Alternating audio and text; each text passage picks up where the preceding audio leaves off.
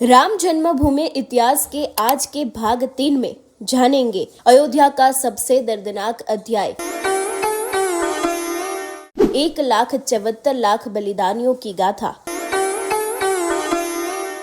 जब राम मंदिर के लिए बहा 1,74,000 हिंदुओं का खून। मीर बांकी का हमला और हिंदुओं का महासंग्राम। राम जन्मभूमि 1,74,000 बलिदानियों की अनसुनी कहानी। तोपों के सामने भी न झुके राम भक्त, 1,74,000 वीरों का युद्ध। इतिहास का सबसे दर्दनाक अध्याय, 1,74,000 बलिदानों की अनसुनी दास्तां।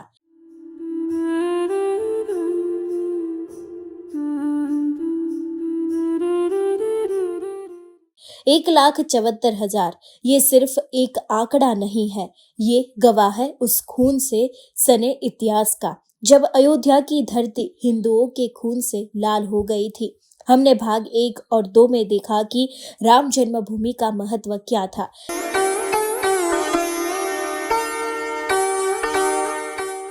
लेकिन आज बात करनी है उस मनहूस दिन की जब बाबर के सेनापति मीर बांकी ने तोपों से राम मंदिर को ध्वस्त कर दिया था। लेकिन सवाल ये उठता है कि एक मंदिर को बचाने के लिए 1,74,000 लोगों ने क्यों अपनी जान दी? कौन था वो कपटी जलाल शाह जिसने बाबर को उकसाया? आइए जानते हैं इतिहास के सबसे दर्दनाक अध्याय को।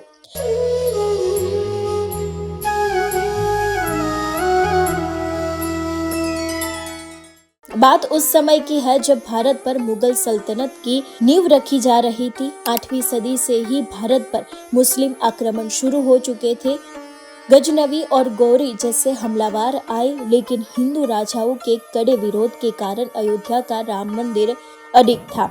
उस समय राम जन्मभूमि के सर्वे सर्वा थे महात्मा श्यामानंद जी, एक सिद्ध संत जिनके लिए धर्म से बड़ी इंसानियत थी। लेकिन किसे पता था कि संत की यही उदारता मंदिर के लिए काल बन जाएगी। श्यामानंद जी की प्रसिद्धि सुनकर 2 मुस्लिम फकीर ख्वाजा कजल अब्बास मूसा और जलाल शाह उनकी शरण में आए। इन दोनों ने श्यामानंद जी से सिद्धियां हासिल की, उनका भरोसा जीता, लेकिन उसके मन में तो कुछ और ही चल रहा था। जलाल शाह एक कट्टर सोच वाला इंसान था। उसकी नजर राम जन्मभूमि पर थी। वो इस पवित्र स्थान को खुर्द मक्का यानी छोटा मक्का बनाना चाहता था। जलाल शाह और ख्वाजा कजल ने साजिश रची कि अगर ये मंदिर टूट जाए तो इस्लाम का झंडा हमेशा के लिए हिंदुस्तान में गड़ जाएगा। दूसरी तरफ दिल्ली की गद्दी पर बाबर नया ही आया था, लेकिन मेवाड़ के शेर समान राणा सांगा के सामने बाबर की हालत खराब थी।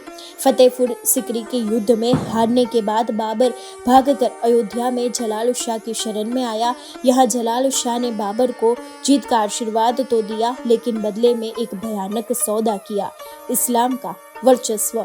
जलाल शाह की कूटनीति और बाबर की 6 लाख की सेना के सामने राणा सांगा के 30,000 सैनिक बहादुरी से लड़े, पर अंत में हार हुई।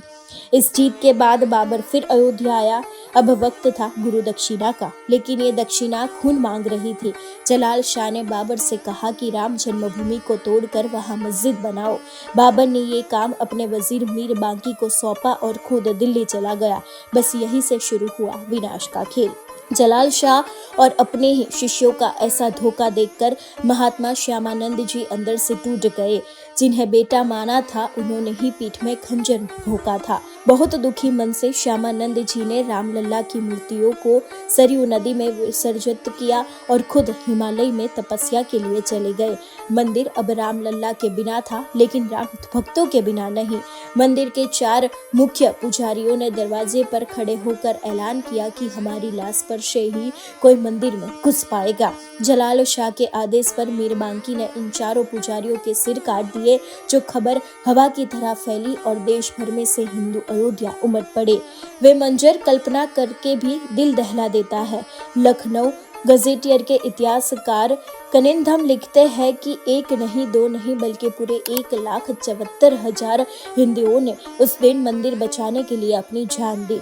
जब तक आखिरी हिंदू जिंदा था तब तक मीर बांकी मंदिर को छू भी नहीं सका। अंत में जब कोई रोकने वाला नहीं बचा तब मीर बांकी ने मंदिर के चारों तरफ तोप लगवा दी। तोपों की भयानक आवाज के साथ सदियों पुराना भव्य राम मंदिर जमीन पर आ गिरा। अयोध्या की धरती पर सिर्फ मलबा और लाखों भक्तों की लाशें पड़ी थी।